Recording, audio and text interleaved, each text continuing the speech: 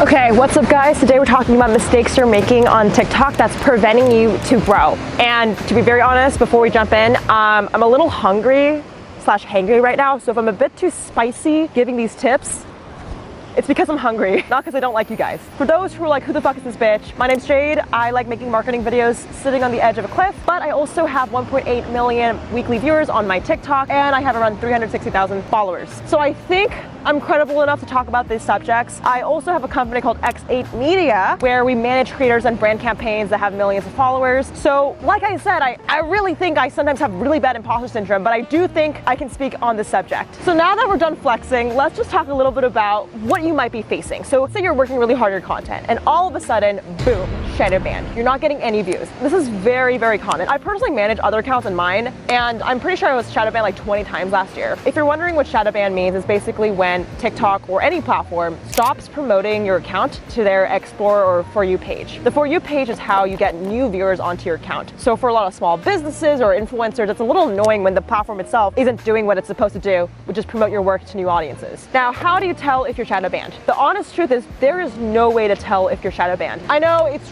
really scary, and my best tip, if you do want to see if you're possibly shadow banned, is create a creator account. And if you go to a single post and you hit insights, you're able to see if there's a For You page traffic source. If there's 0% on the For You page traffic source, you're most likely shadow banned. Now, before you're like, Jade, what the fuck, how do I fix this? This is super common, and there's not much you can honestly do other than to wait it out. So the first mistake you're making, okay, now that we went on that tangent, is you're being impatient with TikTok. Every single account, no matter you have 1 follower, 10 million followers, will get shadow banned at some point. Whether you're violating the rule or the platform makes a mistake, it's completely normal. And the worst thing you can do is let it stop you from making content. Sometimes you can appeal your videos if you get it taken down, but if you feel like your account is shadow banned, it will typically go away in 3 to 4 weeks. So on the first mistake, don't freak out. I work with this one creator, King Science, on TikTok. He has 10 million followers, and he had like an account video that got shadow banned, and the next video did 10 million views. So like, you just have to basically punch through this bullshit. And I know it's so annoying to say, but there's not much you can do other than keep going and make better content. Now, I know that was pretty depressing. I don't know why I started that video with the most depressing tip. I'm sure you guys literally clicked on this video to be like, oh, Jade's gonna give me a helpful tip. And the first thing I say is like, you can't do anything. So let's go to step number 2. Another mistake that you can fix is replying to comments. Now, say you're shadow banned, say you're not getting views. A reason why you might not be getting views is because you're not retaining people back to your page. So replying to comments, not just in like the type way, but in the video format, is a game changer. I personally never replied to comments because I thought it was lame and that it was enough to just comment back. But ever since I replied to comments, that's when my account grew from, you know, averaging 1,000 views per video to 1 million. Exhibit A, I made a video of me responding to someone asking me where do I normally surf, and that video got 1.8 million views. So the reason why I believe this works, and the reason why I believe not a lot of people do it, is because they don't believe every comment matters. Every comment does matter on TikTok, because you can turn a comment, reply to it as a video, and that video can be content that will be shared with your audiences, and your audience loves it when you're engaging with them on a deeper level. You need to involve the community. TikTok is based and built on culture and trends and people. So you need to be able to engage with people on a deeper level. So my recommendation is replying to comments. All right, the third mistake you're making is you're being too perfect. Listen, Cassandra, I get it. Okay, you don't want to show your acne scars. You don't want to show, you know, when you just woke up, you look a little smelly and musty. I get it. You don't want to show the imperfect sides of you. But here's the thing about TikTok. When I mention it's built around people, it's genuinely built on imperfect people. You can take Charli D'Amelio, for example. Her dance videos, for a majority of them, are not high production content. It's just her dancing in her bathroom. People like authenticity. People like to see what's relatable to them. So my best tip is stop over editing your TikTok. It's super weird, but I've seen a lot of people like over edit their TikToks in a positive way. But if you're not growing from it, you might want to cut down on the editing. You know, TikTok is not Instagram. You don't have to have a perfect filter. You don't need to look beautiful. Hey guys, it's Jade from the future. I just wanted to say that there are some exceptions with this rule. If you're a hot model or you're an animator or you make films, you might want to disregard this tip. What I'm trying to say is not put in time into your videos. It's just figure out how to leave in parts of your video that's imperfect to you, but to others is authenticity and vulnerability. So if you're an animator and you want your background to be perfect, maybe leave a weird little Among Us character in the back so people can look at those details and find it relatable. So just something to keep in mind. Okay, bye. One of my most popular videos is literally me talking about my pooping problems. This video has 1 million views and I'm talking about my pooping problems. I'm embarrassed yet surprised that it worked, and it just shows you that real, honest conversations do the best on TikTok. So whether it's being as simple as stop wearing makeup or maybe over editing, it's really important just to whip out your camera and document the moments that are raw and honest. So if you do make educational content or more structured content, try your best to relax a little, chillax, chill out, and be yourself. You're not being controversial enough, okay? Here is where I know people are gonna yell at me in the comments. I think it's important to do small little things that piss people off.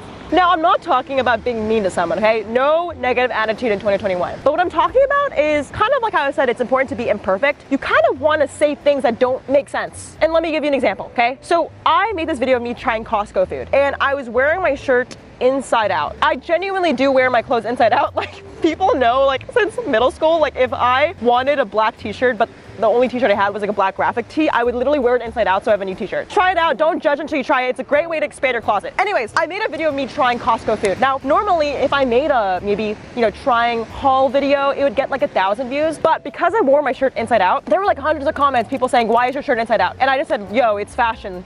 Chill. But I noticed in that moment that when you do small things that the audience can pick up on and people comment and they kind of react to it, it actually boosts engagement because the algorithm on TikTok is all based on people, right? And if people are commenting, liking, and watching it multiple times because they're trying to see like, whoa, why is your shirt inside out? It will help get more views and grow your page and appear on more For You pages. I have a whole course if you're curious about TikTok marketing. I will link it below. It's with a company called WOOooOO. So if you want to see more detailed step-by-step on how the algorithm works, you guys can check that out. Now, I'm not encouraging you to literally like not wear clothes or like have your shirt inside out, but I am encouraging you is just find the weird things that you do and you make it into your content. My last example of this that I think is a bit more easy is if you have a weird thing in your house. I have this weird car lock basically that I shared on my TikTok that basically locks your car from the outside, and people went crazy on it. They were like, what the fuck is that car lock? I really want that. And it shows you that if you show weird things and objects in your life, people are curious about it and they ask. So whether it's your clothes or things you say or things you mention, try to find what makes you unique. If you're struggling to figure out what's unique about you, I would recommend to ask your friends, when you think about me, what are the 3 things you think about? And this will help you understand your personality and persona. As much as you don't want to be hated on the internet for looking stupid, being stupid gets views. And I'm not like trying to abuse it, it's just like do the weird shit that makes you you. And for me, it's wearing my clothes inside out, okay? The next mistake you're making is deleting your TikToks that fail. I am honestly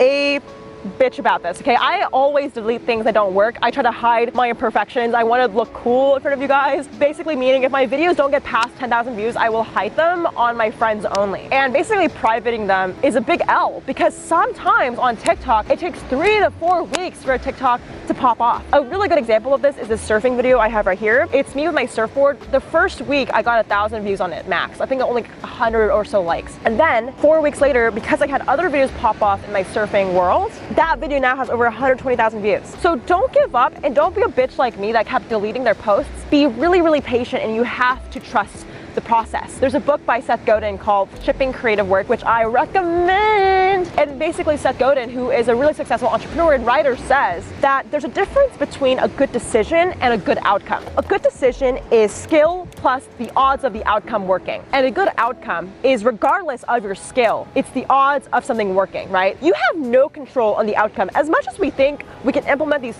20 so tips and become a TikTok star, you have no control, right? A lot of TikTok is algorithmic, it's luck, it's timing. So the most important thing is to differentiate those things. You want to focus on making good decisions because that's what you can't control. What you can't control is the good outcomes. And it's just so important not to take things personally. Like I sometimes cry at my views when it's not above 1,000 views or something, and I just empathize so hard with y'all. It's so hard to differentiate your personal and professional self, but we have to make that a priority in order to be successful because the process is more important than the outcome.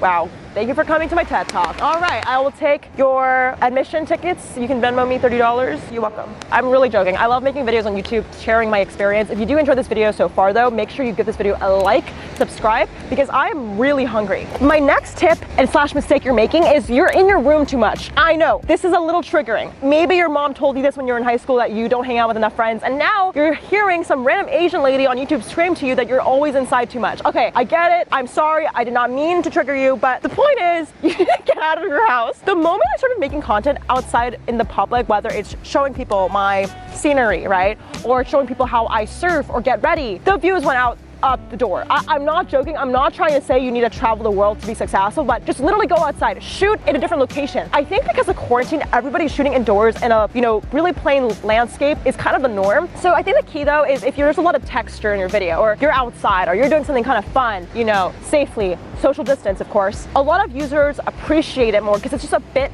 more rare. I genuinely think everyone's tired of seeing the same fucking bathroom-ish, YouTube bedroom landscape. Do you know what I'm talking about? It's kind of like you know what I'm talking about. So just get outside. All right, guys, the 7th mistake you're making, and this is probably the most insulting, and I apologize in advance if you take it the wrong way, but you need to have a personality and show what makes you unique. This is being vulnerable, okay? If you're not vulnerable on TikTok, it's really hard to stand out. And a lot of TikTok is not rocket science. I'm not explaining a new algorithmic feature to get more likes and shares. No, this is basic human psychology. And I did not take any proper education on psychology, but I have been broken up with many boys in high school, so that's probably the closest thing I have to human relationships. The point is, you want to be someone that is memorable. And marketing is all about having things that are fucking specific. If you're too general with yourself and you just introduce yourself as, hey, I'm Jade and I make surfing videos, no one gives a fuck. And I know that's harsh, but the thing with a lot of creators I've seen, especially in makeup or educational content or marketing content, is we need to be spicy. We need to show ourselves. A lot of TikTok is repetitive, so how do you stand out, right? You can use all these tips initially, but at the core, it's all about being specific and vulnerable. My best example of this is I make content that's about my life here in California, right? So I share stories of people I meet in California. One of them being a cute surfer boy I ran into. And I didn't want to share it with my audience. And I don't recommend to share things you're uncomfortable by, but I'm a different breed and I like to make myself a little bit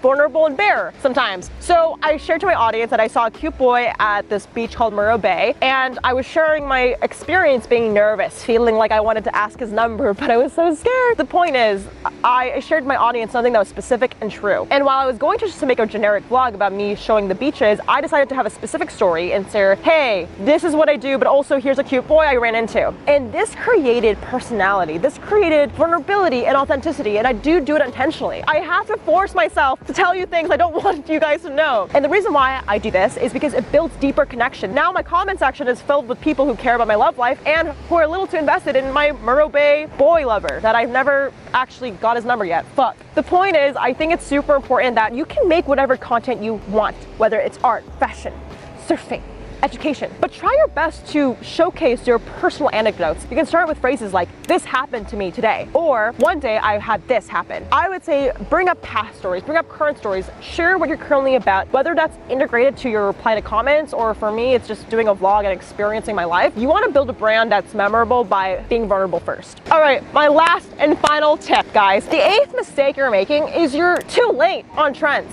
Y'all be using trendy music and you're like, Jade, I'm using trendy audio, but it's not working. Well, listen, dude, Paul, Stefan, Mark, it's because you're too late. Now, I used to do this fatal mistake. I used to think that if I used Doja Cat on a Sunday, my TikToks would blow up. Unfortunately, it doesn't work that way. Imagine a graph. Imagine the graph is a small little upside down U shape. When the audio is trending, it's gonna be at peak popularity, and the popularity over time diminishes. You can see this is a diminishing return. It just doesn't get bigger. What you wanna do is be at the time when it's just about to go viral, right? This is really strange. I only figured this out 3 months ago. But the only way to be at the spot where it's just prime, it's just ripe, right? It's just like that mango that's juicy and flowing. I'm so hungry. The only way to get at its prime time with any trend or audio is to be early. It's to not follow the big accounts when you see Charli D'Amelio dancing. It's too late. It's literally too late. Don't try. What I would recommend is to follow smaller accounts. This is so strange, but you want to basically use an audio or trend when it's maybe at like 10,000 likes on a video, when there's not a lot of people doing it. There's like less than maybe 1,000 people using a sound. Hop on that shit, okay? A good example of this is 2 months ago, I saw on my For You page this girl who basically made a video about her YouTube channel blowing up, and it was this audio by Lady Gaga. And this audio I've never heard of before, but I saw the video had like 10,000 likes. So I saw that there was initial traction. I checked her profile and her name's Grace L, and she has around 300,000 followers. So, you know, I can see that, you know, this trend is not blowing up just yet. So I recreated and got inspired from her TikToks, made my own version, and now this video that I got inspired from Grace has over 4.5 million views. Be early to trends by following smaller accounts. A lot of the times the For You page will send you content when it's at its earliest stage, so just keep an eye on that. If you're not consuming TikToks, I guess this is my 9th final mistake, is you need to consume a lot of TikToks. Like, I know it's really weird, and why am I doing this? I'm really sorry. But it's so important as a marketer, a business owner, to implement and research by consuming. I learn a lot by spending my afternoons scrolling on TikTok. Honestly, I know it sounds like a waste of time, but if you're serious about connecting with an audience, if you're serious about using TikTok as a platform to grow your business, you kind of have to stay on there and hang out there. I remembered last month, in my company, me and my team of editors and my community managers would go around and just talk about trends we saw on our For You page. I'm not joking. I never thought I would live in a society and world where my business meetings are just about, hey, what did you see on TikTok today? And it's basically changed the game. I have people that work in my company that send me TikToks to recreate, so I'm ahead of the trend. So whether that's creating a group chat of friends that, you know, you're close and homies with, or you can follow my newsletter, Creative Block, where I give away the audios and the next trends that are available on TikTok. Just be in the know and just recreate when it's early. That is the best way to make sure you're using TikTok to its full potential, being authentic, being vulnerable, being early, and taking risks. Like, TikTok is unpredictable as much as, oh my God, there's a dog. I personally love watching how to grow videos on YouTube, but there's no guarantee. The only guarantee, hi, you're good. Like and subscribe. This is not my dog. Sorry guys, that was weird. All right, where was I? I was saying that as much as I love watching marketing growth videos, there's no guarantee with any platform. Because when you're making art, it's a risk. When you're making anything that's creative, it might not work. When you're a content creator, you're doing things that you've never done before. So you have to give yourself A, patience, right? Because shit takes time to blow up, but B, understand the reason why you are creating content is to create art. It's to create things that are different. And sometimes there's no guarantee in things that are a risk. If you have a small business or you're trying to be a creator, don't give up. I fucking believe in you. And shout out to the comment winner. Shout out to the comment winner. Comment on this post to be featured in the next episode. If you want to be the next comment winner, all you gotta do is comment below. Let me know what was your favorite tip of the video and what you took out from this. Or if you didn't get anything out of this video, I hope that dog gave you a little bit of serotonin. All right guys, thank you for watching. Make sure you like this video, subscribe. Shout out to the comment winner. I already did this outro. Am I that hungry? Fuck. Okay, bye guys. Love you all. Peace.